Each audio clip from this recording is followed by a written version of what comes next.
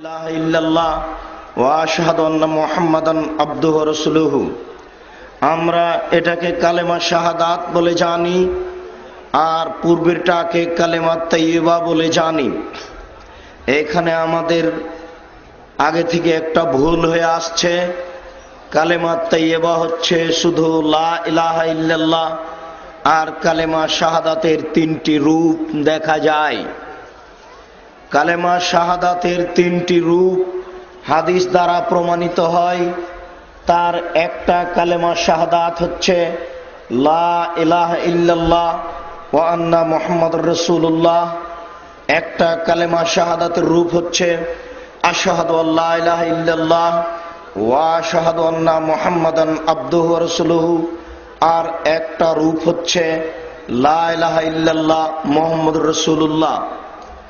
যেহেতু এই তিনটি কালেমা শাহাদাত যাতে একজনের সাক্ষী থাকে তাকে বলে কালেমা তাইয়্যিবা, যাতে আল্লাহ এবং তার রাসূলের দুইজনের সাক্ষী থাকে তাকে বলে কালেমা শাহাদাত, যাতে একজনের সাক্ষী থাকে তাকে বলে কালেমা তাইয়্যিবা, আর যাতে আল্লাহ এবং তার রাসূল দুইজনের সাক্ষী থাকে তাকে বলে কালেমা শাহাদাত। লা ইলাহা ইল্লাল্লাহ মুহাম্মাদুর রাসূলুল্লাহ বললেও দুইজনের সাক্ষী পাওয়া যায়। লা ইলাহা ইল্লাল্লাহ ওয়া আন্না মুহাম্মাদুর রাসূলুল্লাহ বললেও দুইজনের সাক্ষী পাওয়া যায়। আশহাদু আল্লা ইলাহা ইল্লাল্লাহ ওয়া আশহাদু আন্না মুহাম্মাদান আবদুহু ওয়া রাসূলুহু, এই কালেমা পড়লেও দুইজনের সাক্ষী পাওয়া যায়। অবশ্য একজন অমুসলিম ইসলাম গ্রহণ করবে এই মর্মে কালেমা শাহাদাতই পড়তে হবে। কালেমা তাইয়্যিবা বলতে লা ইলাহা ইল্লাল্লাহ মুহাম্মাদুর রাসূলুল্লাহ পড়ে একজন অমুসলিম ইসলাম গ্রহণ করবে এমন প্রমাণ পাওয়া যায় না। তবে আশহাদু আল্লা ইলাহা ইল্লাল্লাহ ওয়া আশহাদু আন্না মুহাম্মাদান আবদুহু ওয়া রাসূলুহু, এই কালেমা পড়ে একজন অমুসলিম একজন হিন্দু মুসলমান হবে, এই প্রমাণ একাধিক হাদিস দ্বারা প্রমাণিত রয়েছে। যেমন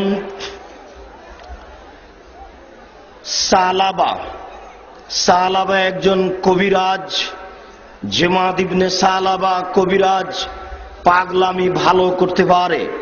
সৌদি আরবের মাটিতে এই কথা ছড়িয়ে গেছে যে মোহাম্মদ পাগল হয়ে গেছে।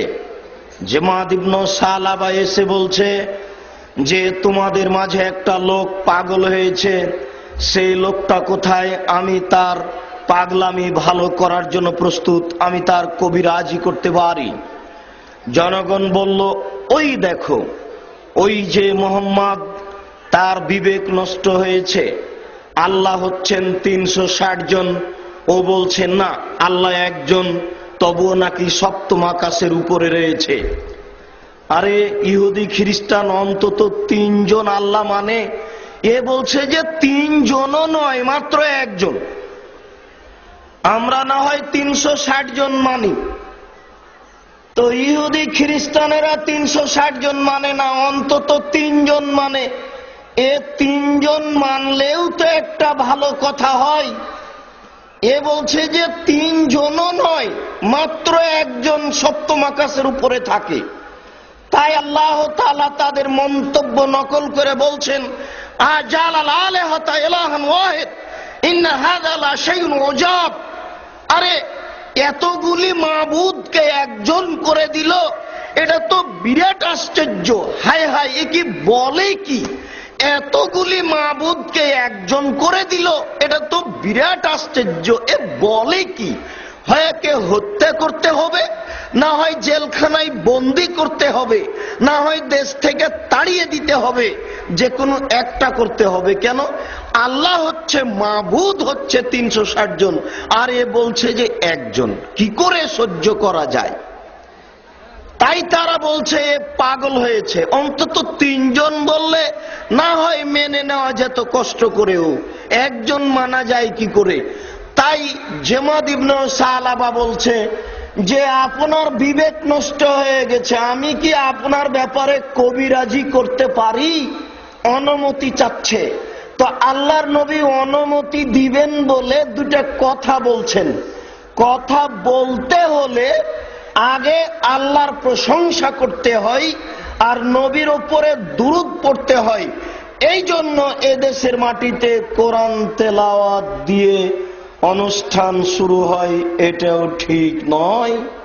কোরআন তেলাওয়াত করলেও আগে আল্লাহর প্রশংসা করতে হবে, রাসূলের প্রতি দুরূদ পড়তে হবে, তারপরে আউযুবিল্লাহ বলতে হবে, বিসমিল্লাহ বলতে হবে, কোরআন তেলাওয়াত করতে হবে। এটাই সুন্নাত। শুধু কোরআন দিয়ে অনুষ্ঠান শুরু হবে না। যদি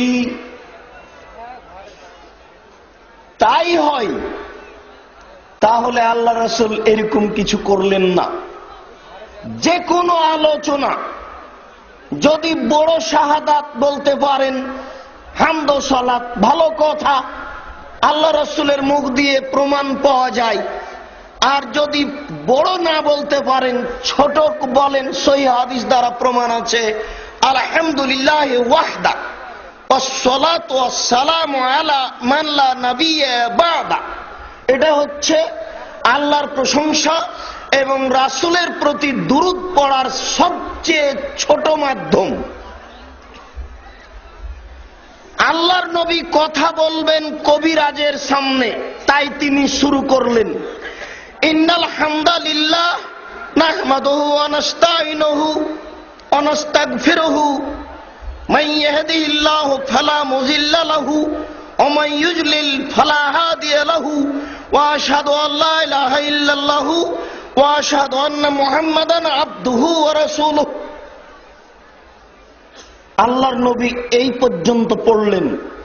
নিজেই নবী, নিজেই আল্লাহর প্রশংসা করছেন। এরপরে তিনি নিজের ওপরেই নিজের সাক্ষী দিচ্ছেন এবং শান্তির কথা বলছেন। আপনি দুরূদ পড়েন, নবীও দুরূদ পড়তেন। তিনি বলতেন যে আল্লাহ মুহাম্মদ এবং তার পরিবারের উপরে শান্তি অবতীর্ণ করো, যেমন ভাবে ইব্রাহিমের উপরে করেছে।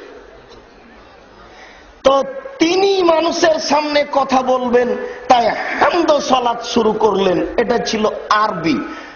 কবিরাজও ছিল আরবি ভাষা। কবিরাজ আরবি ভাষা বুঝতে পারত। আল্লাহর নবী কিন্তু কথা বলেননি, বলবেন তার সূচনা করছেন। আমরাও দেখি এদেশের আলেম ওলামাগণ দেখি জুমার দিন খুতবায় উঠে কি কি যেন আরবি বলেন। অনেকক্ষণ আরবি বলার পরে দেখি আমাদের সাথে কথা বলছেন। এরকম জালসাতেও দেখি যে আলেম ওলামা দাঁড়িয়ে আরবিতে যেন কি বলেন, এরপরে আমাদের সামনে কথা শুরু করেন। আরবিতে যেটা বলেন সেটা হচ্ছে আল্লাহর প্রশংসা এবং নবীর প্রতি দুরূদ ও সালাম। আমাদের দেশে সংক্ষিপ্ত একটা মানুষের বানানো দুরূদ আছে, সেটা হচ্ছে নাহমাদুহু ওয়া নুসাল্লি আলা রাসূলিহিল কারীম। এইভাবে হাদিসে নেই, তবে হাদিসে আছে ফাহামিদাল্লাহ ওয়া আসনা আলাইহি, আল্লাহর প্রশংসা করলেন, তারপরে তার গুণকীর্তন বর্ণনা করলেন। এই বাক্যের উপরে হয়তোবা ভারত, বাংলাদেশ, পাকিস্তানের আলেম ওলামা বা অন্য অন্য দেশের আলেমগণ ধরে নিয়েছেন যে নাহমাদুল্লাহ ওয়া নাস্তাগফিরুহু নাহমাদুহু ওয়া নুসাল্লি আলা রাসূলিহিল কারীম, এটুকু বলা যাবে। আমরা এটা সরাসরি নাকচ করি না। তবে আল্লাহ রাসূলের মুখের দুরূদ যদি মনে করেন সবচেয়ে ছোট, তাহলে সেটা হলো এই আলহামদুলিল্লাহি ওয়াহদা ওয়াসসালাতু ওয়াসসালামু আলা মান লা নাবিয়্যা বা'দা। আর যদি বড় মনে করেন তাহলে যেটা আমরা বলছি সেটা। এবার কবিরাজ আরবি ভাষার মানুষ ছিল, কবিরাজ বুঝে গেছে। কবিরাজ এখন বলছে ইকরা মাররাতান উখরা, আবার পড়েন তো কি পড়লেন, আবার পড়েন তো কি পড়লেন। তখন আল্লাহর নবী আবার পড়লেন।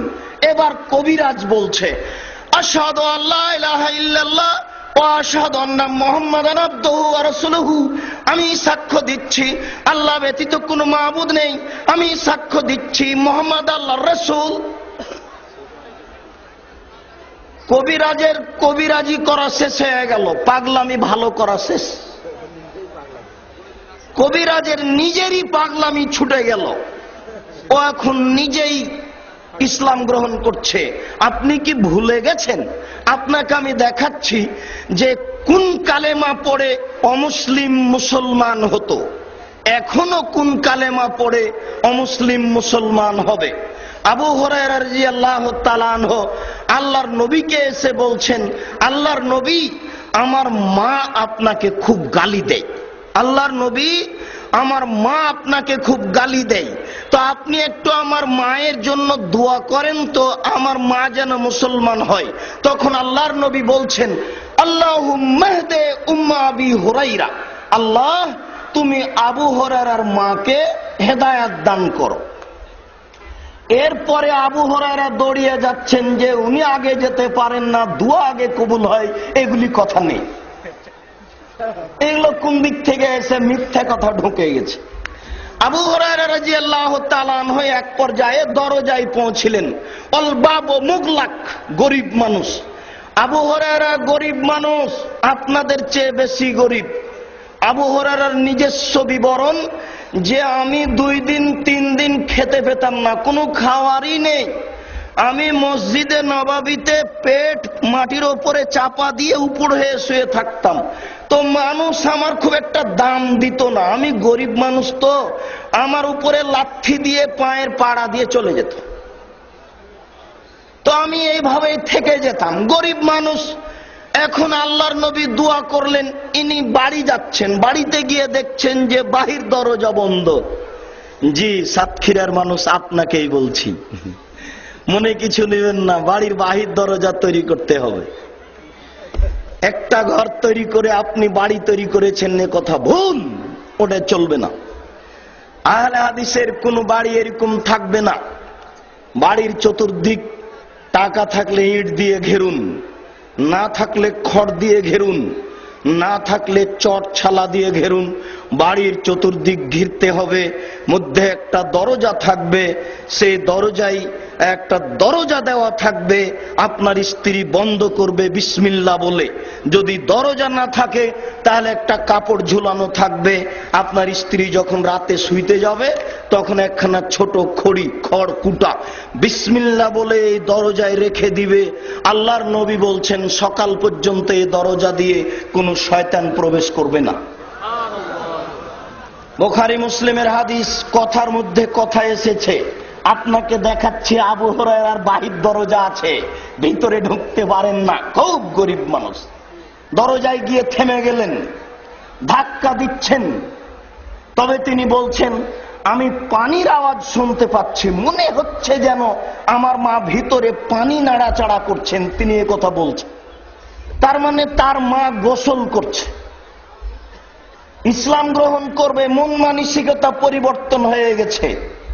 যাদের মন পরিবর্তন হয়েছে আপনার প্রতি অসন্তুষ্ট, তার বদনাম করিয়েন না, তার গীবাত করিয়েন না, তার জন্য আল্লাহর কাছে দোয়া করেন। তার মনটা ভালো হয়ে গেলেই তো আপনাকে ভালোবাসবে।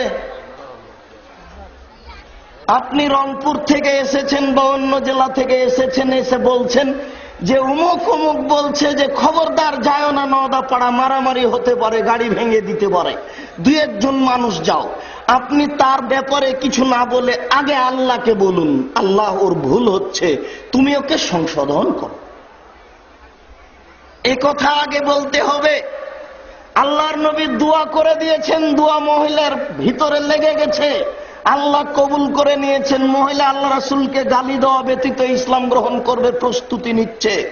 আবু হুরায়রা বলছেন আমার মা দরজা খুলে দিলেন। দরজা খুলে দিয়ে যখন সামনে দাঁড়ালেন তখন দেখলাম মাথায় উড়না চাদর নেই। তিনি বলছেন যে আমার মা খুব তাড়াহুড়া করে এসে দরজা খুলেছে, এই জন্য মাথায় কাপড় দেওয়ার সুযোগ হয়নি। এই দেখেন, ছেলের সামনে মা বের হয়ে আসছে, তো মায়ের মাথায় ওড়না ছিল না, এ কথা আবু হুরায়রা বলছেন। তাহলে বোঝা যাচ্ছে যে ভিতরেও মহিলা ওড়না মাথায় দিয়ে থাকবে বা বের হলে মাথায় কাপড় দিয়ে বের হতে হবে। হাদিস তো মুসলিম শরীফের। আপনার কাছে বিবেচনা কি? আপনার কাছে বিবেচনা কি? আপনি দেখুন, আমি যেটা বলছি সেটা হচ্ছে দরজা খুলেই মা বেটা সামনাসামনি। আবু হুরায়রার মা বলছেন আশহাদু আল্লা ইলাহা ইল্লাল্লাহ ওয়া আশহাদু আন্না মুহাম্মাদান আবদুহু ওয়া রাসূলুহু, আমি সাক্ষ্য দিচ্ছি আল্লাহ ব্যতীত কোনো মাবুদ নেই, আমি সাক্ষ্য দিচ্ছি মুহাম্মদ আল্লাহর রাসূল। এ দেখেন অমুসলিম মুসলমান হচ্ছে। একটু সুমামা বিন ওসাল নামে একজন লোক, খুব সম্মানী এক দেশের রাজা, সাহাবীগণ ধরে নিয়ে এসে হাতে রশি দিয়ে মসজিদের খুঁটিতে বেঁধে রেখেছেন। এ দেখেন হিন্দু মানুষ মসজিদে ঢুকে বসে থাকতে পারে। বাগমারায় বক্তব্যে গেলাম, বিদায় হচ্ছি তো একটা লোক এরকম ভাবে আঙ্গুল চোখের সামনে নিয়ে এসে বলছে যে হিন্দুর টাকা দিয়ে মসজিদ জায়েজ বলেছেন, কচ্ছপ খাওয়া জায়েজ বলেছেন, আজকে শুকুর খাওয়া জায়েজ করে দিয়ে যান। খুব রাগের উপরে বলছে। তা আমি বলছি যে শুকুরও জায়েজ। কি করে এত খারাপ প্রাণী জায়েজ হলো কি করে? তো আল্লাহ তাআলা বলছেন যে হুররিমাত আলাইকুমুল মাইতাতু ওয়াদ-দামু ওয়া লাহমুল খিনজির, তোমাদের উপরে মরা প্রাণী হারাম করা হয়েছে, অমুক হারাম করা হয়েছে, তুমুক হারাম করা হয়েছে, শুকুর হারাম করা হয়েছে। বলতে বলতে বলতে বলতে আবার কথা উল্টে ধরলেন, ধরে বলছেন যে ফামানিস্তুররা গায়রা বাগলাদ, তবে যদি শুকুর ছাড়া আর কোনো খাওয়াই না থাকে,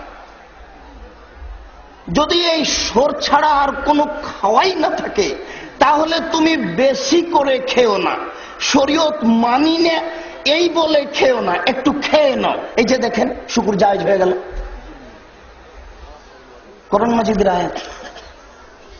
তো বুঝে না, এই জন্য রাগ করে বলেছে।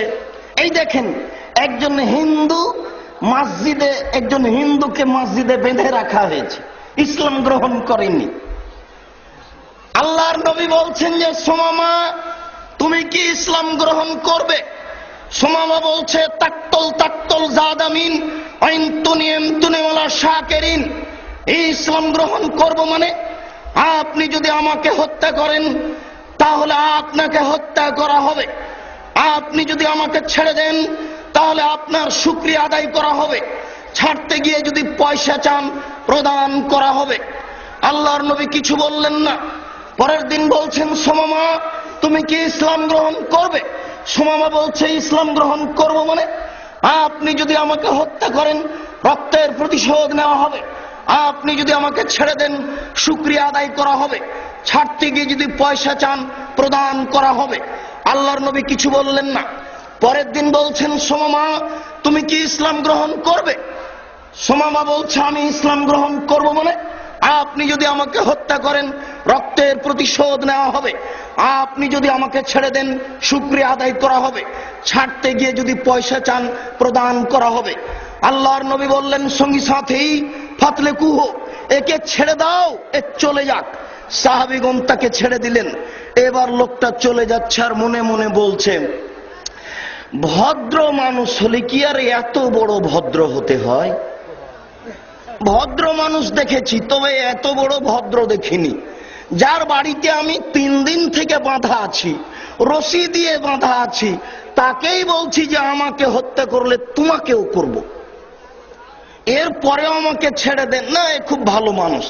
ব্যাক করে এসে সামনে একটা ছিল, পুকুর ছিল, পানি পেয়ে গোসল করে ফিরে এসেছে। ইসলাম গ্রহণ করলে গোসল করতে হয়। গোসল করে ফিরে এসে বলছে আশহাদু আল্লা ইলাহা ইল্লাল্লাহ ওয়া আশহাদু আন্না মুহাম্মাদান আবদুহু ওয়া রাসূলুহু, আমি সাক্ষ্য দিচ্ছি আল্লাহ ব্যতীত কোনো মাবুদ নেই, আমি সাক্ষ্য দিচ্ছি মুহাম্মদ আল্লাহর রাসূল। এ দেখেন অমুসলিম মুসলমান হচ্ছে। এই কথা দেখাতে গিয়ে আপনাকে বুখারী মুসলিম থেকে কয়েকটি হাদিস পেশ করে দেখালাম। যাক, আপনার কৌতূহল প্রথম রাকাতে সিজদায় চলে যাওয়ার ব্যাপারে, এই কৌতূহল অন্তত আহলে হাদিসের জন্য না থাকাই ভালো। বলছিলাম মহান আল্লাহ বলেন ইয়া আইয়ুহাল্লাযীনা আমানু আতিউল্লাহ, হে বিশ্বাসীগণ তোমরা আল্লাহর আনুগত্য করো। আল্লাহর আনুগত্য করো মানে আল্লাহর আনুগত্য কি দিয়ে করবেন? আল্লাহর আনুগত্য মানে তার সাথে শিরক করতে হবে না। তিনি এক অদ্বিতীয়, এই বলে তাকে মেনে নিতে হবে। এটাই হচ্ছে আল্লাহর আনুগত্য। আল্লাহ কি আপনার বাড়িতে আসবেন, আপনি তাকে মান্য করবেন, সম্মান দিবেন? জি না। আল্লাহ এক, অদ্বিতীয়, এই বলে তাকে মেনে নিবেন, তার কোনো শরীক নেই। এটাই হচ্ছে আল্লাহর আনুগত্য করা। আল্লাহ তাআলা বলেন, আতিউর রাসূল, তোমরা রাসূলের আনুগত্য করো। রাসূলের আনুগত্য মানে অন্তত ইবাদতের জগতে যত ইবাদত আছে সব রাসূলের পদ্ধতিতে হতে হবে। এটাই হচ্ছে মূলত আনুগত্য। এরপরে সামাজিক জীবনে চলাফেরার ব্যাপারে আল্লাহর নবী যেসব বৈশিষ্ট্য পেশ করেছেন, এসব বৈশিষ্ট্য আপনার ভিতরে আসতে হবে। সংগঠন করছেন, করেন, মানুষকে গালি দিতে পাবেন না, মানুষের নিন্দে করতে পাবেন না। মানুষ যদি আপনাকে গালি দেয় তাহলে তার জন্য আল্লাহর দরবারে ক্ষমা চাইতে হবে, তার জন্য আল্লাহর দরবারে হেদায়েত চাইতে হবে। এই হচ্ছে আল্লাহর রাসূলের আনুগত্য। আল্লাহ তাআলা বলছেন, তোমরা নবীর আনুগত্য করো। কিভাবে করবেন?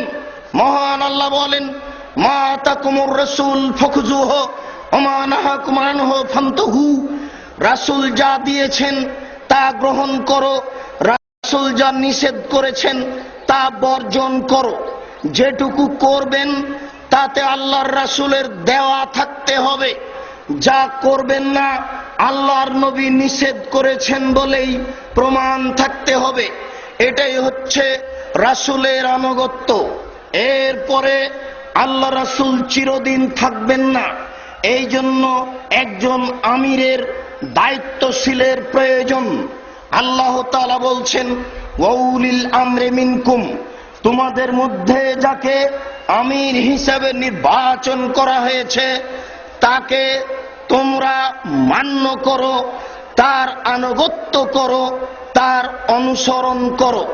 উল্লেখ্য যে লা তাআতা লিমাখলুকিন ফি মাসিয়াতিল খালিক, যদি আমিরের আনুগত্য করতে গিয়ে আল্লাহর নাফরমানি হয়, পিতামাতার আনুগত্য করতে গিয়ে আল্লাহর নাফরমানি হয়, তাহলে তা করা যাবে না। আল্লাহর নাফরমানিতে কোনো মানুষের আনুগত্য চলে না। বলছিলাম, হে উপস্থিত বৈঠকের দ্বীনি মুসলিম ভাই ও বোন, আপনারা আপনাদের এই অস্থিরতা, চলাচল, গতি বন্ধ করে আমার দিকে লক্ষ্য করুন। আমি আপনাদের খুব গুরুত্বপূর্ণ তথ্যবহুল বিবরণের চেষ্টা করব। ওমা তৌফিকি ইল্লা বিল্লাহ। আল্লাহ তাআলা বলছেন, তোমরা তোমাদের নির্ধারিত মানুষ আমিরের আনুগত্য করো। যতক্ষণ পর্যন্ত আমির আপনাকে কোরআন হাদিস ভিত্তিক আদেশ করবেন আপনারা তাকে মানবেন। আল্লাহর নবী বলেন, ইন উম্মিরা আলাইকুম আব্দুন মুজাদ্দা, যদি তোমাদের সামনে একজন কান কাটা, চক্ষু নষ্ট, একেবারে কালো কুৎসিত, দেখতে ভালো নয়, অপছন্দ মানুষকে যদি আমির নির্ধারণ করা হয়, ওয়ায়াকুদুকুম বিকিতাবিল্লাহি, আর এই আমির যদি তোমাদেরকে আল্লাহর কিতাব অনুপাতে নিয়ে যায়, আল্লাহর নবীর বিধান অনুযায়ী ডাক দেয়, তাহলে ফাসমাউ লাহু ওয়া আতিউ, তোমরা তার কথা শোনো এবং তাকে মান্য করো। আগে শুনতে হয়, তারপরে মানতে হয়, না শুনে মানা যায় না। আল্লাহর নবী বলছেন ফাসমাউ লাহু, তাহলে এই কান কাটা, চক্ষু নষ্ট, কুৎসিত আকৃতির মানুষটা আমির নির্বাচন হয়েছে, তাকে তোমরা মান্য করো। যদি এই আমির তোমাদেরকে কোরআন এবং হাদিস অনুযায়ী পরিচালনা করে। আবু হুরায়রা রাদিয়াল্লাহু তাআলা আনহু বলেন, নবী করিম সাল্লাল্লাহু আলাইহি সাল্লাম বললেন, মান আতানি ফাকাদ আতা আল্লাহ, কেউ যদি আমার আনুগত্য করে তাহলে সে আল্লাহর আনুগত্য করলো। ওমান আসানি ফাকাদ আসা আল্লাহ, কেউ যদি আমার নাফরমানি করে তাহলে সে আল্লাহর নাফরমানি করলো। ওমাইতুল আমিরা ফাকাদ আতানি, কেউ যদি আমিরের আনুগত্য করে তাহলে সে আমারই আনুগত্য করলো। তাহলে আমির একজন ব্যাপার, কিয়ামত পর্যন্ত আমিরের একটা পদ থেকে যাচ্ছে যার আনুগত্য করতে হবে। এ কথা আল্লাহর নবী বলছেন। তিনি বলেন, মান আতা আমিরি ফাকাদ আতানি, কেউ যদি আমার আমিরের আনুগত্য করে তাহলে সে আমার আনুগত্য করলো। অবশ্য প্রথমে আপনাকে বলেছি, আমির যদি কোরআন হাদিস অনুপাতে আপনাদের পরিচালনা করেন তাহলে মানতে হবে। আমির সাহেব যদি কোরআন হাদিসের বাইরে কোনো নির্দেশনা পেশ করেন তাহলে তা মানা যাবে না। এ কথা আল্লাহর নবী বলেছেন। এরপরে আল্লাহর নবী বলছেন, যে আমার আমিরের আনুগত্য করলো সে আমার আনুগত্য করলো। মনে রাখবেন, রাইসিয়াত সভাপতি নেতা আর ইমারতের মধ্যে পার্থক্য আছে। রাইস নেতা মানে 10 জন বসে একজনকে নির্বাচন করেছেন, 10 জন বসে একজনকে নির্বাচন করেছেন। ইচ্ছা করলেই আবার ওই রাইসিয়াত নেতাকে ভেঙে দিয়ে আবার একজন নেতা করবেন, যেটা এদেশের মাটিতে সরকারি পর্যায়ে চলছে। একে বলা হয় সভাপতি বা রাইস। আর ইমারত এমন হয় না। ইমারত একটা কোরআন হাদিসের পরিভাষা। প্রত্যেকটা হাদিস গ্রন্থে ইমারাত রাজত্ব পর্ব রয়েছে, যাকে আমরা আমির হিসেবে মেনে নিয়েছি। আমির যদি আমাকে আদেশ করেন কিছু, তাতে যদি পাপ না হয় তাহলে তা মেনে নিতে হবে। আমির যদি আমাকে আদেশ করেন কিছু, তাতে যদি পাপ না হয় সেটাই মেনে নিতে হবে। আপনি বললেন, আমির সাহেবকে এটা বলেছিলাম, আমার কথা মানেননি, তাই আমি তাকে মানতে পারছি না। আপনি তাহলে ইমারত বুঝেন না। ইমারত কাকে বলে, আমির কাকে বলে, আনুগত্য কাকে বলে, এ কথা আপনার জানা নেই। আমির যদি আপনাকে বলে কিছু, তাতে যদি পাপ না হয় তাহলে আমির সাহেব আপনার পিঠে যদি লাঠি দেন এবং আপনার যদি টাকা পয়সা ছিনিয়ে নেন, এইভাবে কিছু বলেও করে, তাহলে আপনার আপত্তি থাকবে না। আমির সাহেব যেটা বলছেন সেটাই আপনাকে করতে হবে। এরই নাম ইমারত। এই জন্যই মাননীয় মোহতারাম আমিরে জামাত চলে আসা একটা গতি ছিল সভাপতি। সেটা কি? চলে আসা একটা গতি ছিল সভাপতি হওয়া। সেটা কি? কলিকাতা থেকে গেলেন মাওলানা আব্দুল্লাহ কাফি আল কুরাইশি রাহিমাহুল্লাহর পিতা। চিটাগাং থেকে কলিকাতা গেলেন, কলিকাতা থেকে বের হয়ে বর্ধমানে আসলেন। বর্ধমানে একটি মেয়েকে বিবাহ করলেন। এই পরিবার ছিল নাকি কুরাইশি পরিবার, এই জন্য তাদেরকে কুরাইশি বলা হয়। তার মা ছিলেন কুরাইশ বংশের, নামটা এসেছে আব্দুল্লাহ কাফি আল কুরাইশি। তারা ওখান থেকে এসে রংপুরে চৌধুরীদের এখানে বাড়ি করলেন। চৌধুরীদের সাথে থাকতে মিল খেল না। একদিন পরিবার নিয়ে তিনি হেঁটে চলে যাচ্ছেন সেই খোলাহাটি দিনাজপুরের এক গ্রামের পাশ দিয়ে। ধনী মানুষটা বলছেন, হুজুর আপনি কোথায় যাচ্ছেন? হুজুর বললেন, যেদিকে 2 চোখ যাবে সেই দিকে চলে যাব, এলাকায় থাকা যাবে না। কেন থাকা যাবে না?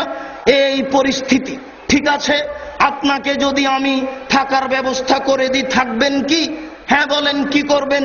এখানে 50 বিঘা জমি দিলাম, এই 50 বিঘা জমিতে আপনি থাকেন। আজকেও দেখবেন মাওলানা আব্দুল্লাহ কাফি আল কুরাইশি রাহিমাহুল্লাহদের পরিবার ওখানে আছে, ওখানেই তাদের কবরস্থান, ওখানে স্কুল, ওখানে বাড়ি, এগুলো দিনাজপুরে রয়েছে। তিনি ওই কলিকাতা থেকে এসে সর্বপ্রথম আসাম নিখিল বঙ্গ সম্মেলন ডাকলেন। সেখানে বাংলাদেশের, ভারতের লোক উপস্থিত ছিল। চলন্ত একটা গতি ছিল আহলে হাদিস আন্দোলন ভারত, বাংলাদেশ, পাকিস্তানে, তিনি ওখান থেকে এদেশে পৃথকভাবে দিন প্রচার করার উদ্দেশ্যে জমিয়ত নামে একটা সংগঠন উল্লেখ করলেন আপনাদের সামনে, আর তার নেতা রাইস এই হিসাবে সভাপতি নির্বাচন করলেন, তাতে তিনি হলেন সভাপতি। আপনার অফিস হলো পাবনায়, পাবনায় থাকতে থাকতে ঢাকার লোকেরা ডাক দিল, অফিস পাবনায় চলে গেল, পাবনা থেকে ঢাকা চলে গেল। তিনি এইভাবে ভারত, বাংলাদেশ, পাকিস্তানের অনুর্বর জমিকে উর্বর করার চেষ্টা করলেন। আমার মাঝাবি ভাইয়ের যেখানে মসজিদ আছে, তিনি মনে করলেন ওদের আল্লাহ আর আমাদের আল্লাহ দুইজন, ওদের আল্লাহর আকার আকৃতি নেই, আমাদের আল্লাহর আকার আকৃতি আছে। ওদের আল্লাহ সর্বত বিরাজমান, আমার আল্লাহ সপ্তম আকাশের উপরে থাকেন। তাদের নবীর সাথে আমাদের নবীর গন্ডগোল, তাদের নবী হচ্ছেন নূরের তৈরি, আমাদের নবী হচ্ছেন মাটির তৈরি। অতএব আকীদাগত হিসাবে তফাৎ থেকে গেছে। অতএব মসজিদ পৃথক করতে হবে, মাদ্রাসা করতে হবে, জাতিকে বুঝাতে হবে, আকীদা সংশোধন করতে হবে, আদর্শের পরিবর্তন ঘটাতে হবে। আকীদা পরিবর্তন করো তো আদর্শের পরিবর্তন ঘটার উদ্দেশ্যে ভারত, বাংলাদেশ, পাকিস্তানের অনুর্বর জমিকে উর্বর করার জন্য চেষ্টা করলেন। 1960 সালে তিনি দুনিয়া থেকে বিদায় নিলেন। 1960 সালে যিনি দায়িত্বে আসলেন, তিনি খুব উচ্চ শিক্ষিত মানুষ, অক্সফোর্ড থেকে পড়ে আসা মানুষ, বিশ্ববিদ্যালয়ের ভিসি, মঞ্জুরি কমিশনার অফিসার, দায়িত্বশীল, অনেক বড় পদের অধিকারী। মানুষের দরজায় সময় মতো যাওয়ার সুযোগ হলো না। মানুষ ধীরে ধীরে ধীরে ধীরে পথচ্যুত হয়ে গেল, সঠিক পথ থেকে বেঠিক পথে চলে গেল। কোথায় মালফুজাতে ইলিয়াস চলে গেলেন সৌদি আরবে, ঘুমিয়ে আছেন। আল্লাহ বলছেন, ইলিয়াস তুমি এখানে এসেছো কেন? হজ করতে এসেছি, তুমি চলে যাও সৌদি আরব, বাংলাদেশ, ভারত, পাকিস্তানে যাও, এখানে থাকতে হবে না, ঘুমিয়ে যাবে। ঘুমে তুমি যা দেখবে সেটাই জনগণকে বলবে, এটাই ইসলাম। তাই ইলিয়াস এদেশে এসে মালফুজাতে ইলিয়াস লেখে তাবলিগি ইলিয়াস এদেশের মাটিতে চালু করলেন। এখানে এইরকম আকীদাই আমাদের আকীদার লোকেরা চলে গেল, বুঝতে পারলো না। আপনি চলে গেছেন, এতে আমি নিজেকে দুঃখিত মনে করি না। আমরা যারা দায়িত্ব পালন করছি তাদের জন্যই মূলত দুঃখ। 1960 সাল থেকে নিয়ে এ যাবৎ 1960 সাল থেকে নিয়ে এ যাবৎ 1960 সাল থেকে নিয়ে এ যাবৎ এদেশের মাটিতে আহলে হাদিস আন্দোলনের তৎপরতা একেবারে নিচে যেতে যেতে মনে হচ্ছে যাই নিভাই, বাতিতে আর তেল নেই, এই নিভাই কি জ্বলে, এই নিভাই কি জ্বলে, এইভাবে থাকতে লাগলো। 1994 সালে এই সাতক্ষীরার জনৈক উচ্চ শিক্ষিত ভদ্রলোক মোহতারাম আমিরে জামাত ডক্টর আসাদুল্লাহ আল গালেব এই হাল ধরে বললেন, না এইভাবে হবে না, মানুষকে সচেতন করতে হবে, মানুষের আকীদা পরিবর্তন করতে হবে। মানুষ ভুল পথে চলে যাচ্ছে, নিজের পথ ছেড়ে অন্য পথে চলে যাচ্ছে। এই কাজ আমাদের করতে হবে, মানুষের আকীদা সংশোধন করতে হবে, আদর্শের পরিবর্তন ঘটাতে হবে।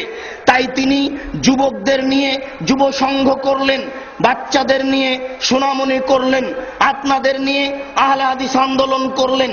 জাতির কাছে সব জায়গায় যাওয়া সম্ভব নয়, তাই তিনি আত্মাহারিক পত্রিকা বই আকারে বের করলেন, যাতে করে সবার কাছে যায়, ফতোয়া যেন খুব ঠিক হয়। এই জন্য তিনি ফতোয়া বোর্ড তৈরি করলেন। এদেশের মাটিতে ফতোয়া বোর্ডের মাধ্যমে ফতোয়া বের হবে, এটা সর্বপ্রথম চিন্তা চেতনা, সর্বপ্রথম কাজ হচ্ছে মাননীয় মোহতারাম আমিরে জামাত ডক্টর আসাদুল্লাহ আল গালেবের পরিকল্পনা। 1994 সাল থেকে নিয়ে এদেশের মাটিতে একটা তৎপরতা চলতে থাকলো।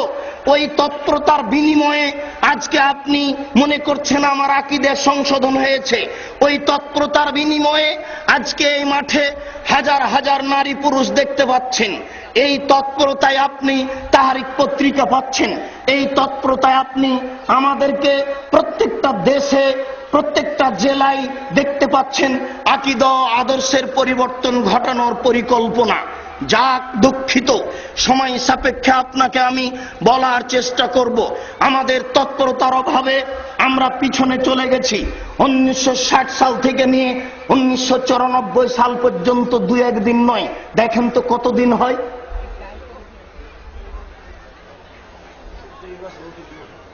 34 বছর, 2-1 দিন সময় নয়। 34 বছর বয়সেই মানুষের আকীদা পরিবর্তন হয়ে গেছে। হয় স্বাভাবিক, আকীদা মানুষের চিরদিনই পরিবর্তন হয়েছে, আজও হবে। হয় স্বাভাবিক, সেই কাল থেকে কাদিয়ানি চলছে, সেই কাল থেকে আপনাদের ওই শিয়া গ্রুপ চলছে।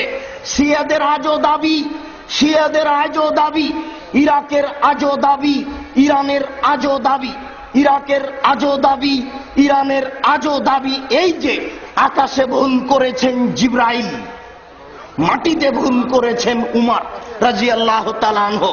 আকাশে জিবরাইল কি ভুল করেছেন? আল্লাহ বললেন, জিবরাইল তুমি ওহী নিয়ে আলীর কাছে যাও। তো জিবরাইল ওহী নিয়ে আলীর কাছে না গিয়ে মুহাম্মাদের কাছে আসলো। তাহলে আকাশে ভুল করেছেন জিবরাইল, এটা তাদের দাবি। তারা পেলে জিবরাইলকে ধরে পিটাবে, নাগালের বাইরে। মাটিতে ভুল করেছেন উমর রাদিয়াল্লাহু তাআলা আনহু। কি করে? আল্লাহর নবী দুনিয়া থেকে বিদায় নিলেন, লাশ কবর দেওয়া হয়নি, উপরে পড়ে আছে। খলিফা নির্বাচন হবে, তারপরে কবর হবে।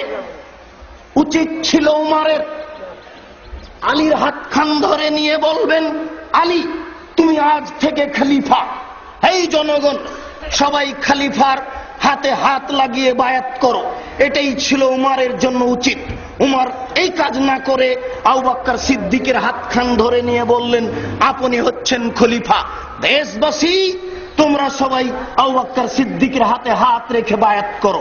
এই যে উমরের অন্যায় হয়ে গেল, আজও যদি শিয়া উমরকে পাই তাহলে ধরে পিটাও।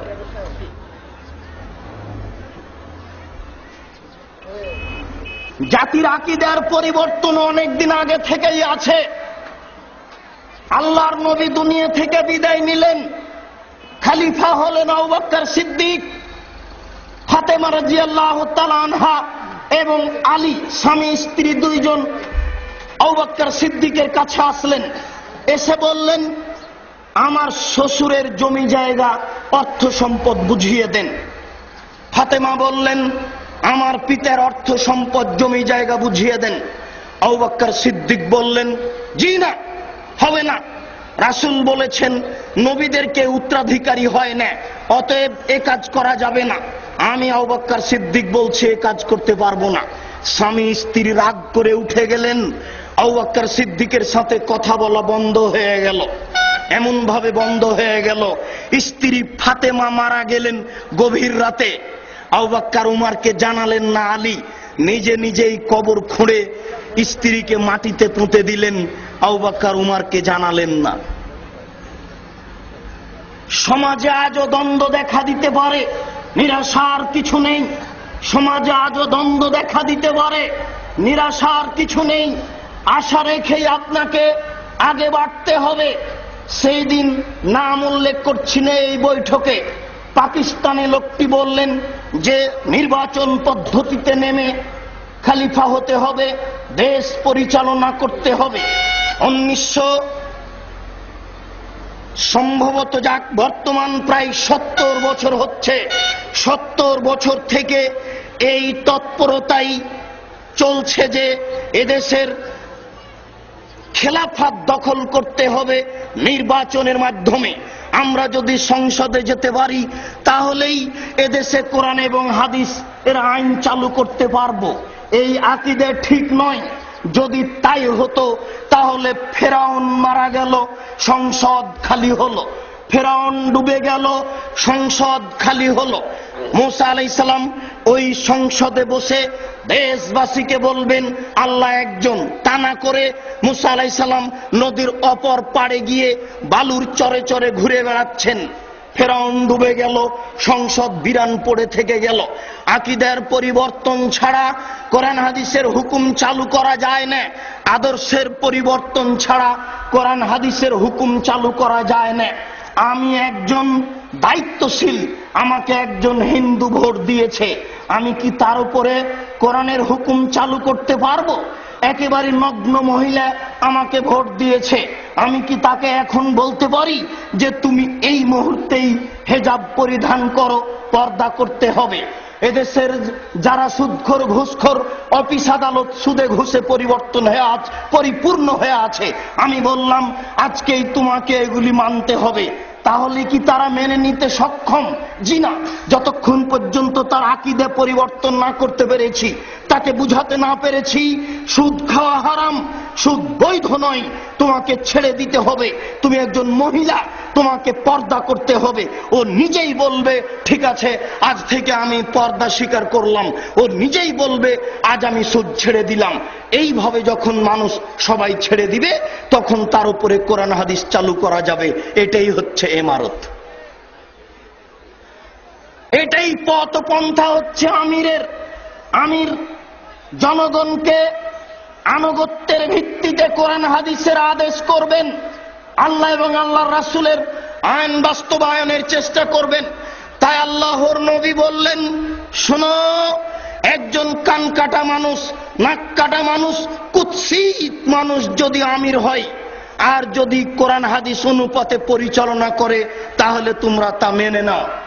আবু হুরায়রা রাদিয়াল্লাহু তাআলা আনহু বলেন, রাসূল সাল্লাল্লাহু আলাইহি সাল্লাম বললেন, মান রা মিন আমিরিহি শায়ান ইয়াকরাহুহু, কেউ যদি আমিরের মধ্যে কোনো ভুল ত্রুটি দেখতে পায়, আমির একজন মানুষ, ভুল হতে পারে, নবীগণেরও সিদ্ধান্তে কিছু ভুল হয়েছে। কি ভুল? বলেন কি আব্দুর রাজ্জাক সাহেব, বলেন কি? জি, আল্লাহর নবী মদিনায় গেলেন, দেখলেন জনগণ পুরুষ খেজুরের ওই ছড়াগুলি মাদি খেজুর গাছে লাগিয়ে দিচ্ছে। আল্লাহর নবী বললেন, এ কি? এটা না করলে হয় না। ঠিক আছে, আপনাকে আমরা নবী বলে মানি, আপনাকে মান্য করি, বললেন, ছেড়ে দিল। পরের বছর তারা করলো না এই কাজ, খেজুর কমে গেল শত শত মণ। জনগণ এসে বলল, আল্লাহর নবী ঘটনা উল্টে, খেজুর কমে গেল। ঠিক আছে, দুনিয়াবি ব্যাপারে তোমরাই ভালো বুঝো, আমি অত বুঝি না। দিনের ব্যাপারে যেটা বলছি সেটা গ্রহণ করবে, দুনিয়ার ব্যাপারে তোমাদের চিন্তা গ্রহণীয়। জনগণ আবার পুরুষ খেজুরের ছড়াগুলি মাদি খেজুরের গাছে লাগাতে লাগলো, ফল বেশি হলো, আজও হচ্ছে। এ দেখেন, বিষয়টি ভেবে দেখুন, বিষয়টি ভাববার। সামাজিক ব্যাপারে আমিরের একটা ভুল হয়েছে, আপনি মনে করলেন হয়েছি, তাতে আসে যায় না। আল্লাহর নবী বলছেন, ফল ইয়াসবির, ধৈর্য ধারণ করো। আমিরের যদি তুমি কিছু ভুল দেখতে পাও, যেটাকে তুমি অপছন্দ মনে করছো, তাহলে ধৈর্য ধারণ করো। আল্লাহর নবী বলছেন, ফাইনাহু মান লাইসা ফি উনুকিহি বায়া, যদি কারো কাঁধে আনুগত্য না থাকে, যদি কারো কাঁধে বায়াত না থাকে, যদি আনুগত্য না থাকে, মাতা মিতাতান জাহেলিয়াতান, তাহলে সে জাহেল হয়ে মৃত্যুবরণ করল। আমরা অনুরোধ করছি, অন্তত আপনার একটা আনুগত্যের দৃষ্টি থাকতে হবে কোন একজন আমিরের সাথে। আমি যে আমিরের কথা বলছি সেই আমিরেরই আপনাকে আনুগত্য করতে হবে, কথা আমি বলিনি। পাঁচজনকে জিজ্ঞাসা করে যদি করা লাগে করবেন, যদি না করা লাগে ছাড়বেন, কিন্তু আমি অনুরোধ করছি আপনি আনুগত্য নিয়ে থাকেন। আল্লাহর নবী বললেন, মান খারাজা মিনাত তাত, কেউ যদি আনুগত্য থেকে বের হয়ে যায়, ফায়াদুল আসাবিয়াতিন আয়ানসুরা আসাবিয়াতান, সে মানুষকে ডাকে সৌজন্যে, সে মানুষকে দাওয়াত দেয় স্বজন প্রীতিতে, নিজের সুবিধায়। ফামাতা মিতাতান জাহেলিয়াতান, এই অবস্থায় যদি সে মারা যায় তাহলে জাহেল হয়ে মারা যাবে। নবী করিম সাল্লাল্লাহু আলাইহি সাল্লাম বলেন, আমরুকুম বিখামসিন, আমি তোমাদের 5টা জিনিসের আদেশ করছি। শোনো জনগণ, সঙ্গী সাথী, আমরুকুম বিখামসিন, আমি তোমাদের 5টা জিনিসের আদেশ করছি। তার প্রথম হচ্ছে বিল জামা, দলবদ্ধ থাকতে হবে। দলবদ্ধ থাকুন। কার সাথে থাকবেন পরের কথা, আল্লাহর নবী আপনাকে বললেন দলবদ্ধ থাকতে হবে, একাই থাকা যাবে না। ভারত বাংলাদেশের কওমি মাদ্রাসার শিক্ষকগণ দায়িত্বশীল কি বলছেন তা শুনতে হবে, শোনার মতো গতি থাকতে হবে। আমি মনে করি এটা একটা আহলে হাদিস আন্দোলনের বৈঠকে এসেছেন, পেশাব পায়খানা ছাড়া কেউ যেতে পাবেন না কোনো দিকে, তাহলে বুঝবো আমিরের আনুগত্য করেন।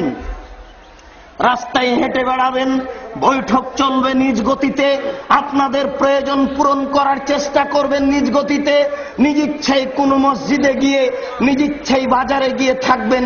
ধরে নিব এটা পিকনিকে এসেছেন, একটা আনন্দ ফুর্তি করে চলেছেন। জি না, এই খরচে নেকি হবে না। এসেছেন বহুদূর থেকে, খরচ করছেন, উদ্দেশ্য উল্টে আছে, লাভ হবে না।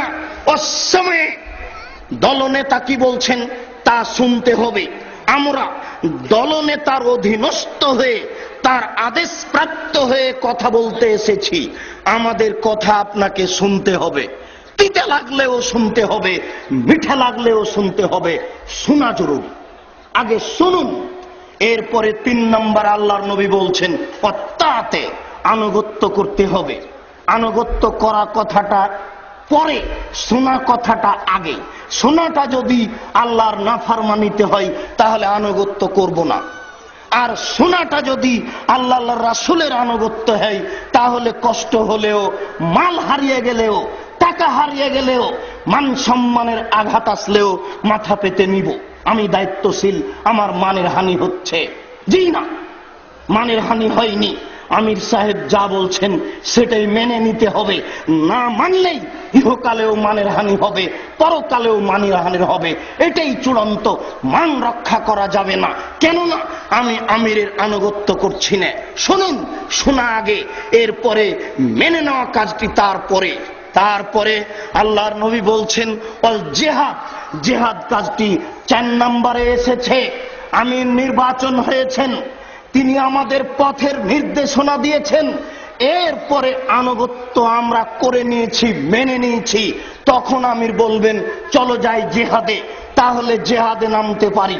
যদিচ জেহাদ 2 ধরনের হতে পারে। আল্লাহর নবী বলছেন জাহেদু বিল মুশরিকিনা বিআমওয়ালিহিম ওয়া আলসিনাতিহিম ওয়া আনফুসিহিম, তারা জেহাদ করুক, তোমরা জেহাদ করো তোমাদের আত্মার বিনিময়ে, এটা হলো সশস্ত্রে জেহাদ। তোমরা জেহাদ করো টাকার বিনিময়ে, টাকা দিয়ে, এটা হলো অর্থ দিয়ে জেহাদ। এবার আমি মুখ দিয়ে, বক্তব্য দিয়ে, কলম দিয়ে দিনের কথা বলবো, এটা মুখের জেহাদ, কলমের জেহাদ। আল্লাহর নবী বলেছেন 4 নম্বরের কথাটি হচ্ছে জেহাদ মেনে নিতে হবে। 5 নম্বরের কথাটি হচ্ছে আমি এখানে বাড়ি করেছি, পাড়া প্রতিবেশী আমাকে মানে না, আমাকে উপেক্ষা করে চলে, কেউ আমাকে সম্মান দেয় না, পরিস্থিতি অনুপাতে এখানে চলতে পারি না, বাড়ি স্থানান্তর করব। শুনুন, মক্কা থেকে সরে কোথাও যাওয়া যাবে না, কিন্তু পৃথিবীর যে কোনো জায়গাতে যদি কোরআন হাদিস মানতে অসুবিধা হয় তাহলে আপনি স্থান ত্যাগ করে যেখানে মানা যাবে সেখানে চলে যান। আল্লাহর নবী অনুমতি দিয়েছেন। শুনুন, এই বৈঠকের রাস্তাঘাটে যত নারী পুরুষ আছেন আপনাদের চলাচল গতি বন্ধ করে শুনুন আজকের এই দার্সে কোরআনের শেষ হাদিস। আজকে দার্সে কোরআনের শেষ হাদিস। আপনারা আমার দিকে কান করে এক খেয়ালে সজাগ দৃষ্টিতে চেয়ে দেখুন। আনুগত্যের শেষ হাদিস বুখারী মুসলিম থেকে আমি আপনাদের অনুবাদ করে শোনাচ্ছি। আপনাদের চলাচল গতি, আপোষের কথার গতি বন্ধ করে এই দিকে খেয়াল করার জন্য অনুরোধ রেখে বলছি। হুযায়ফা রাদিয়াল্লাহু তাআলা আনহু বলেন, অন্নাস ইয়াসালুনা রাসূলুল্লাহ সাল্লাল্লাহু আলাইহি সাল্লাম আনিল খাইরে, জনগণ আল্লাহর নবীকে জিজ্ঞাসা করত কল্যাণ সম্পর্কে। হুযায়ফা একজন বিশিষ্ট সাহাবী, তিনি গোপন কথা জানতেন, গোপন রহস্য তার খুব জানা ছিল। কোনগুলি কথা লুকিয়ে রাখতে হবে, কোনগুলি প্রকাশ করতে হবে, এই বিষয়ে হুযায়ফার একটা যথাযথ পুরো জ্ঞান ছিল। তিনি বলছেন, জনগণ জিজ্ঞাসা করত আল্লাহর নবীকে কল্যাণ সম্পর্কে, আমি জিজ্ঞাসা করতাম অকল্যাণ সম্পর্কে। মাখাফাত ইদরিকানি, আমার ভয় হতো কখন যে অকল্যাণ আমাকে ধরে নিবে, বিপদ আমাকে ধরে নিবে, পাপ আমাকে ধরে নিবে। এই জন্য আমি আল্লাহর নবীকে সব সময় জিজ্ঞাসা করতাম কল্যাণ সম্পর্কে। জিজ্ঞাসা করতে গিয়ে বললাম, আল্লাহর নবী, ইন্না কুন্না ফি জাহিলিয়াতিন শাররিন, আমরা ছিলাম পাপের মধ্যে, অনিষ্টের মধ্যে।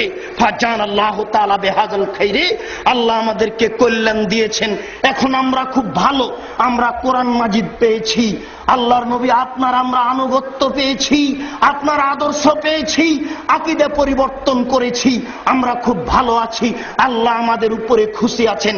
হাল বাদা হাযাল খাইরি মিন শাররিন, এই কল্যাণের পরে কি কোনো খারাপ আসবে? এই কল্যাণের পরে কি কোনো অকল্যাণ আসবে? আল্লাহর নবী বললেন, না, হ্যাঁ, এই কল্যাণের পরে অকল্যাণ আসবে, এই ভালোর পরে খারাপ আসবে। সাহাবী বললেন, আল্লাহর নবী, হাল বাদা যালিকা শাররি মিন খাইরিন, তাহলে ওই খারাপের পরে কি কোনো কল্যাণ আসবে? ওই খারাপের পরে কি কোনো ভালো আসবে? আল্লাহর নবী, এখন ভালো, এরপরে খারাপ আসবে, ওই খারাপের পরে কি ভালো আসবে? ওই খারাপের পরে কি কল্যাণ আসবে? কারণ নাম, হ্যাঁ, ওই খারাপের পরে ভালো আসবে, তবে ফিহে দেখানুন, ভালো হবে ঘোলাটে, ভালো হবে ত্রুটিযুক্ত। সাহাবী বুঝতে পারলেন না, বুঝলাম না আল্লাহর নবী, ওমা দেখানুহু, ঘোলাটে আবার কি? দিন ইসলাম কি ঘোলাটে হয় নাকি? দিন ইসলাম কি ত্রুটিযুক্ত হয় নাকি? বুঝলাম না। দিন ইসলাম ঘোলাটে আবার কি জিনিস? ধোঁয়াযুক্ত কি জিনিস? ত্রুটিযুক্ত কি জিনিস? আল্লাহর নবী বললেন, হুযায়ফা শোনো, কওমুন ইয়াস্তান্নুনা বিগাইরি সুন্নতি ওয়া ইয়াহদুনা বিগাইরি হাদিয়াতি, জনগণ আমার সুন্নাত ছেড়ে দিয়ে অন্য সুন্নাত ধরে নিয়ে বলবে এটাই রাসূলের সুন্নাত। জনগণ আমার সুন্নাত ছেড়ে দিয়ে অন্য সুন্নাত ধরে নিয়ে বলবে এটাই রাসূলের সুন্নাত। জনগণ আমার সুন্নাত ছেড়ে দিয়ে অন্য সুন্নাত ধরে নিয়ে বলবে এটাই রাসূলের সুন্নাত। আপনাকে আমি কি দিয়ে বুঝাই যে আমরা একটি সুন্নাত রাসূলের যেটা ছিল সেটা ছেড়ে দিয়ে আরেকটা ধরে নিয়েছি? যাক, আপনার বোঝা সহজের জন্য একটা বললাম। আল্লাহর নবী বলেছেন আঙ্গুলে তাসবিহ গণনা করতে হবে, আঙ্গুল বিচারের কাঠগড়াতে কথা বলবে, তাসবিহ দানায় তাসবিহ গণনা করতে হবে, এ কথা নবী বলেননি। রাসূলের সুন্নাত হলো আঙ্গুল দিয়ে তাসবিহ গণনা করা, আমরা সেখানে ধরে নিয়েছি তাসবিহ দানা দিয়ে তাসবিহ গণনা করা। এবার আদর্শ, আদর্শ আল্লাহর নবী বলছেন আমার আদর্শ ছেড়ে দিয়ে অন্য আদর্শ ধরে নিয়ে বলবে এটাই রাসূলের আদর্শ। একটা দেখাই যেটা আপনার জন্য খুবই সহজ, সেটা কি? মোবাইল রিং হচ্ছে, আপনি অন করে দিয়ে বলছেন হ্যালো, এটা রাসূলের আদর্শ নয়। ওরা নাকি কুকুরকে ডাকে এইভাবে, ওরা নাকি। আল্লাহর নবী যেটা বলছেন সেটা হচ্ছে অন করে দিয়ে বলতে হবে আসসালামু আলাইকুম, কে ভাই, কেমন আছেন, কি বলছেন, আসসালামু আলাইকুম। এটা হলো রাসূলের আদর্শ। দেখেন তো আদর্শ উল্টে গেছে কিনা? আদর্শ উল্টে গেছে। শুনুন, আল্লাহর নবী বললেন, হুযায়ফা বলছেন, আল্লাহর নবী, এই ঘোলাটে ভালোর পরে কি খারাপ আসবে? এই ঘোলাটে ভালোর পরে কি খারাপ আসবে? এই বাক্য আপনাদের শোনা জরুরি। হাদিসের মাঝামাঝিতে এসেছি, এতক্ষণ যা ছিল ছিল, এখন আপনি খুব কান দিয়ে শুনুন। আল্লাহর নবী, ঘোলাটে ভালোর পরে কি খারাপ আসবে? নাম, হ্যাঁ, ঘোলাটে ভালোর পরে খারাপ আসবে। দুআতুন আলা আবওয়াবি জাহান্নাম, নেতারাই থাকবেন জাহান্নামের দরজায়। যারা দিন প্রচার করছেন তারাই থাকবেন জাহান্নামের দরজায়, যারা দায়িত্বশীল তারাই থাকবেন জাহান্নামের দরজায়, নেতারাই থাকবেন জাহান্নামের দরজায়, জনৈক হুজুরি থাকবেন জাহান্নামের দরজায়। আরে বলে মানা যাবো মিলাইহা কাজা ফিহা। হুযায়ফা শুনো, ওইসব নেতার কথা যারা শুনবে, ওইসব দায়িত্বশীলের কথা যারা শুনবে, তারা তাদেরকে জাহান্নামে ঢুকিয়ে দিবে। দায়িত্বশীলও জাহান্নামে যাবে, অনুগত লোকেরাও জাহান্নামে যাবে। জটিল হয়ে গেল, বিষয় খুব জটিল হয়ে গেল। হুযায়ফা থামলেন না। হুযায়ফা রাদিয়াল্লাহু তাআলা বলছেন, আল্লাহর নবী, বিষয়টি বুঝতে পারলাম না। মুসলিম নেতা জাহান্নামের দরজায় থাকবেন, হুজুর জনগণকে দাওয়াত দেন, নিজেই জাহান্নামের দরজায় থাকবেন। কথা জটিল হয়ে গেল। সিফহুম লানা, বিষয়টি আরো বুঝিয়ে বলেন, বুঝতে পারছি না। কি কথা? মুসলিম নেতা জাহান্নামে যাবে মানে, অধীনস্থ জনগণ জাহান্নামে যাবে মানে? আল্লাহর নবী বলছেন, হুযায়ফা শুনো, হুম মিন জিলদাতিনা ওয়া ইয়াতাকাল্লামুনা বিআলসিনাতিনা, ওরা হবে আমার চামড়া, ওরা হিন্দু হবে না, ওরা ইহুদি হবে না, ওরা খ্রিস্টান হবে না। মুসলিম দলনেতা হবে, যিনি দলনেতা হবেন উনি হবেন মুসলমান মুখে, যিনি আলেম হিসাবে দাওয়াত দিবেন উনি হবেন মুসলমান আলেম মানুষ। ভেবে দেখুন, তাহলে আমার দলনেতা হিন্দু নয়, আমার দলনেতা ইহুদি নয়, আমার দলনেতা খ্রিস্টান নয়। এবার হুযায়ফা আরো বিপাকে পড়ে গেলেন। হুযায়ফা বলছেন, আল্লাহর নবী, বুঝতে পারছি না এই বিষয়টি এরূপ হলো কেন। ওয়াতাকাল্লামুনা বিআলসিনাতিনা, আল্লাহর নবী বলছেন তারা আমার মুখের ভাষাতে কথা বলবে। দলনেতা কোরআন তেলাওয়াত করে আমাদের শোনাবেন, দলনেতা হাদিস পড়ে আমাদের শোনাবেন। আমরুকুম বিখামসিন, এই হাদিস সবার নিকটে রয়েছে, সব দলনেতা এই হাদিস আমাদের শোনাচ্ছেন। পরিস্থিতি জটিল হয়ে গেল। একটু আরো বুঝিয়ে বলেন, এখন কি করব? দলনেতা যদি এরূপ হয়, আল্লাহর নবী বলছেন, হুযায়ফা তালজাম জামাতাল মুসলিমিন ওয়া ইমামাহুম, ওই সময়তে একজন সঠিক দলনেতাকে গ্রহণ করো, সঠিক দলকে গ্রহণ করো। এবার একাই থাকতে পাবেন না, দলনেতা খুঁজে বের করতে হবে, দল খুঁজে বের করতে হবে। মাছ দিয়ে ভাত খেলে কাঁটা ফেলে খান। উপস্থিত জনগণ, মাইকের আওয়াজ যত দূর পর্যন্ত যাচ্ছে সকল জনগণকে বলছি, আপনারা আপনাদের আত্মীয় স্বজন মা বোন সবকে বলে দিন, 24 ঘন্টার মধ্যে মোবাইল যোগাযোগে দল ত্যাগ করুন। হাদিস বুখারী মুসলিমের, আমি আব্দুর রাজ্জাক অনুবাদে ভুল করতে পারি, আপনি অনুবাদ দেখুন, অনুবাদে ভুল হচ্ছে কিনা এর জন্য আমি দায়ী। তবে কথা এটাই চূড়ান্ত, আম গাছে জাম ধরতে পারে, ধরে যেতে পারে, অমাবস্যার রাতে চাঁদ উঠতে পারে, উঠে যেতে পারে, উঠে না। আম গাছে জাম ধরে না, সুঁয়ের ছিদ্র দিয়ে ফাল ঢুকে যেতে পারে, ঢুকে না। এগুলি অসম্ভব, এরপরেও 1 মিনিটের জন্য মেনে নিলাম। এইগুলিও যদি সম্ভব হয়ে যায়, সম্ভব হতে পারে, কিন্তু আপনি একাই থাকবেন এটা নয়, দলনেতা খুঁজে বের করতে হবে। দল খুঁজে বের করতে হবে। এখন কথা হলো, আল্লাহর নবী সঠিক দল যদি না পাই, সঠিক দলনেতা যদি না পাই, তাহলে কি করব? এবার সব দল ছেড়ে আসুন তদন্ত করার পরে। আল্লাহ নবী বলছেন, হুযায়ফা ফাতাজিল তিলকাল ফিরাকা কুল্লাহ, হুযায়ফা তুমি সব দল ছেড়ে দাও। যদি তুমি দলনেতা বুঝতে না পারো, যদি তুমি দলকে বুঝতে না পারো, দলনেতার মধ্যে মনে হয় ত্রুটি আছে, দলনেতা কেমন কেমন করে, দলনেতা নায়িকার সামনে কেন জানি গান শোনে, কেমন কেমন করে, না এ তো ভুল হচ্ছে, কোরআন হাদিসের উল্টা কাজ হচ্ছে, এই দলনেতার সাথে থাকা যাবে না, এ দল কেমন হলো, ভুল ফতোয়া দেয়। কোরআন হাদিসে আছে একরূপ, দিচ্ছে আর এক রূপ। বলছে যে আলেম ওলামা বলেছেন 24 ঘন্টার মধ্যে দল ছেড়ে আসুন। আল্লাহর নবী বলছেন, হুযায়ফা সব দল ছেড়ে দাও। তুমি যদি সঠিক দল বুঝতে না পারো, তাহলে একাই গাছের নিচে লুকিয়ে থেকে ওখানে মারা যাও। হুযায়ফা, যদি সঠিক দল বুঝতে না পারো, সঠিক দলনেতা যদি বুঝতে না পারো, দ্রুত দল ছেড়ে আসো, একাই থাকো গাছের আড়ে লুকিয়ে, এখানে থেকে মারা যাও। ভুল দলে থাকবে না, ভুল দলনেতার আনুগত্য করবে না। মাছ দিয়ে ভাত খেলে কাঁটা ফেলে খান, বুদ্ধি আছে। অতএব দলনেতা ঠিক কি বেঠিক, দল ঠিক কি বেঠিক খুঁজে বের করতে হবে। হাদিস বুখারী মুসলিমের, আমার ব্যক্তিগত কিছু নেই। হাদিসের শেষে আছে করেছিলাম, সময়ের অনুকূলে আপনাদের পরিস্থিতির দুর্বলতায় উদ্দেশ্য মতো বলতে পারলাম না। চলন্ত জনগণ দেখলে আমি তেমন বলতেও পারি না। যাক, দুঃখিত।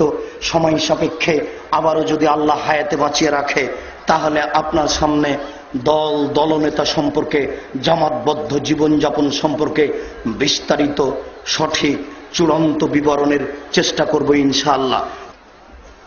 হাফেজ আইনুল বারী কলিকাতা মেটিয়া বুরুজ তার সলাতে মুস্তফায়ে তোহফার 2য় খণ্ডে লিখেছেন, নামাজের পরে হাত তুলে দোয়া করা বেদাত। আশ্চর্য! আহলে হাদিস আন্দোলনের উপরে আপনি ক্ষিপ্ত হয়ে একটা ইস্যু দাঁড় করে সমাজ বিভক্তি করলেন। এটা ঠিক হয়নি, এটা আদৌ ঠিক হয়নি। আমরা বড় বড় আহলে হাদিস আলেমদের ফতোয়াটা মেনে নিয়েছি, এই জন্যই কি জনগণের রাগ হলো? আপনাদের আগে মানা উচিত ছিল, আপনারাই মুরব্বী। সমাজের একটা মানুষ বলল চুনাপুঠি, কে বলেছে বেদাত? 72, 71, 100 হাদিস আছে। অন্ধ মানুষটা বলছে, কেউ যদি নিষেধের দলিল দিতে পারে গাড়ি ছেড়ে দিব, 3 লক্ষ টাকা দিয়ে দিব। জনাব, গাড়িও নেই, 3 লক্ষ টাকাও নেই, নিষেধের দলিলও নেই। তোমার কথা শুনবে কেন জনগণ? আমার কথা শুনবে কেন জনগণ?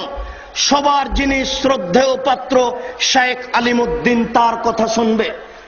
ডক্টর আব্দুল বারী রাহিমাহুল্লাহ আরাফাত পত্রিকার 141তম এবং 40তম সংখ্যায় বলেছেন, নামাজের পরে হাত তুলে দোয়া করা বেদাত। দেখুন, দেখুন, ডক্টর আব্দুল বারী রাহিমাহুল্লাহ দুনিয়া থেকে চলে গেছেন।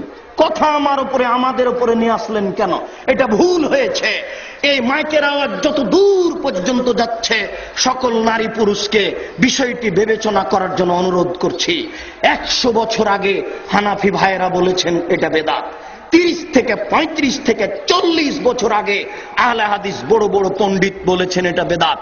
চন্দ্রগ্রহণে হাত তুলে দোয়া করুন, সূর্যগ্রহণে হাত তুলে দোয়া করুন, বিপদে পড়ে হাত তুলে দোয়া করুন, কবরের পাশে গিয়ে একাই হাত তুলে দোয়া করুন, আহাল পরিবারের জন্য হাত তুলে দোয়া করুন, অজু করে পশ্চিম মুখে বসে হাত তুলে দোয়া করুন, যুদ্ধক্ষেত্রে হাত তুলে দোয়া করুন, সফরে কোনো বিপদে পড়েছেন হাত তুলে দোয়া করুন, কবরের শাস্তিকে চিন্তা করে হিসাব করে হাত তুলে দোয়া করুন, হজ করতে গিয়ে কাবা ঘর দেখে হাত তুলে দোয়া করুন, সাফা পাহাড়ে উঠে হাত তুলে দোয়া করুন, মারওয়া পাহাড়ে উঠে হাত তুলে দোয়া করুন, আপনি আরাফার মাঠে গিয়ে হাত তুলে দোয়া করুন, যে যত পারে মুজদালিফায় গিয়ে হাত তুলে দোয়া করুন, পাথর নিক্ষেপের পরে হাত তুলে দোয়া করুন, 1 দিন 2 দিন একের পর এক আপনি হাত তুলে দোয়া করুন, পানি চাইতে গিয়ে সবাই মিলে দলবদ্ধ হয়ে হাত তুলে দোয়া করুন। নবী যেখানে হাত তুলে দোয়া করেছেন সেখানে হাত তুলে দোয়া করুন। নবী যেখানে হাত তুলে দোয়া করেননি, আপনি ভালো মনে করে যদি করতে চান, তাহলে জনাব আকরামুজ্জামান বিন আব্দুস সালাম যা বলেছেন তাই ঘটবে। নেকির জায়গায় পাপ হয়ে যাবে। ভালো কাজ নিষেধ, দলিল তিনি দিচ্ছিলেন যে ভালো কাজও নিষেধ। ভালো কাজে ইহকালেও আল্লাহর নবী বলেছেন, পরকালেও আল্লাহর নবী বলেছেন। ইহকালে নবী বলেছেন যে এই ভালো কাজ করছে আমার নীতি ছাড়া, সে আমার শরীয়তের অন্তর্ভুক্ত নয়, যা তোমাকে শরীয়ত থেকে বের করে দিলাম। বিচারের কাঠগড়াতে ভালো কাজের ফল যদি রাসূলের পদ্ধতিতে না হয়, দূর হও, দূর হও এখান থেকে। হে উপস্থিত দিনী ভাই বোন, আমি আপনাদের বিনীত অনুরোধ করে বলছি, শুনুন, আকীদা ও আদর্শের নাম আহলে হাদিস আন্দোলন। আহলে হাদিস আন্দোলন বলতে একটা আকীদা আদর্শকে বুঝায়। একটা বৈশিষ্ট্যকে বুঝাই। সচেতন মানুষ আহলে হাদিস আন্দোলন করতে এসে কোনো গর্তে পা ঢুকিয়ে দিবেন না। যদি গর্তে পা ঢুকিয়ে দেন তাহলে পরবর্তী জনগণ আপনার উপরে অভিশাপ করবে। আপনি মনে করছেন তাই তো, জনসমাজ যেটা চাচ্ছে সেটা যদি আমি না মানি তাহলে তো ইসলাম নিয়ে টিকে থাকা যায় না, নীতির ওপরে থাকা যায় না, তাহলে তো বাঁচার পথ দেখি না। এইভাবে ইসলামকে সংকীর্ণ করবেন না। একজন নবী দিন প্রচার করে মাত্র একজন লোককে হেদায়েত করেছিলেন, তিনি ইসলামকে সংকীর্ণ মনে করেননি। একজন নবী সারা জীবন দাওয়াত দিয়ে দুইজন মানুষকে হেদায়েত করতে পেরেছিলেন, তিনি ইসলামকে সংকীর্ণ মনে করেননি। একজন দিয়ে রাজত্ব চলে না, একজন দিয়ে মন্ত্রী হয় না, একজন দিয়ে এমপি হয় না। নবীর চলে, আপনার চলে না। উপস্থিত জনগণ, আহলে হাদিস আন্দোলন করতে এসে ইসলামকে সংকীর্ণ ভাবিয়েন না। আজকে আমার কাছে এই পথ খাটো মনে হচ্ছে, 50,000 বছর পরে বড় বড় আলেম ওলামা বের হবে, তারা ইসলামের ভিতরে এই পথ দেখতে পাবে। বর্তমান প্রচলিত সমাজকে না মেনেও ইসলামের উপরে থাকা যায়। শেষ কথা, একটু মানুষ রচিত আইনে ক্ষমতার উৎস জনগণ, আল্লাহ এবং রাসূলের আইনে ক্ষমতার উৎস আল্লাহ। মানুষ রচিত আইনে ক্ষমতার উৎস জনগণ, আল্লাহ এবং রাসূলের আইনে ক্ষমতার উৎস আল্লাহ। সাবধান, মানুষ রচিত আইনে নেতা মানুষের আইন মানতে বাধ্য, আল্লাহ এবং আল্লাহর আইনে ইসলামী নীতিতে নেতা আল্লাহ এবং রাসূলকে মানতে বাধ্য। মানুষ রচিত নিয়মে নীতিতে আইনে নেতা জনগণের নিকটে দায়বদ্ধ। জনগণ নেতাকে ঠেলে যেই দিকে নিয়ে যাবে সেই দিকে নেতা চলে যাবেন। কোরআন হাদিসের আইনে নেতা আল্লাহ এবং আল্লাহর রাসূলের নিকটে, কোরআন এবং হাদিসের নিকটে দায়বদ্ধ। মানুষ রচিত আইনে নেতার বয়স 5 বছর, ইসলামী নীতিতে নেতার বয়স 3 দিন 3 ঘন্টা 50 বছর। মানুষ রচিত আইনে ব্যারিস্টারের ভোটের মান যা, ভ্যান চালকের ভোটের মান তাই। আল্লাহর রাসূলের নীতিতে কোরআন হাদিসের পণ্ডিত যিনি, সমাজ সম্পর্কে সচেতন যিনি, তারাই বসে নেতা নির্বাচন করবেন। মানুষ রচিত আইনে জনগণ যেখানে, আইন সেখানে। যদিচ পৃথিবীতে দুর্বল দেশগুলিতে মানুষ রচিত আইন চাপিয়ে দেওয়া হয়েছে, শক্তিশালী দেশে আজও মনে করছে নবীর নীতিতেই কল্যাণ রয়েছে। তাই তো সারা পৃথিবীর অর্ধেক জনগণ ধরে নিতে হয় আমেরিকা, আর পৃথিবীর জনগণ কাছাকাছি অর্ধেক। আমাদের দেশে নির্বাচনে হাজার হাজার নেতা, আর ওদের দেশে নির্বাচনে 2 জন নেতা। বুঝতে পারছেন না? আল গোর বেশি ভোট পেয়েছিল বুশের চেয়ে, তবুও বুশ নেতা হতে পেরেছিল, আল গোর হতে পারেনি। কেন? ওদের একটা সিলেকশন আছে, ওটা পদ্ধতি ভিন্ন। আমাদেরকে বিপাকে ফেলে দিয়ে, আমাদেরকে পাপের মধ্যে নামিয়ে দিয়ে বহির্দেশের লোকেরা আমার দিকে তাকিয়ে আছে, আমাদের দিকে তাকিয়ে আছে। আল্লাহ, তুমি আমাদের সুমতি দান করো, হক বুঝার তৌফিক দান করো। প্রতিপালক, তোমার দরবারে হকের দাবি রেখে যারা মারা গেছে তাদের কবরের শাস্তি মাফ করো, যারা অসুস্থ তাদের তুমি আরোগ্য দান করো, যারা বেঁচে আছি তুমি তাদেরকে রাসূলের পদ্ধতিতে চলার তৌফিক দান করো।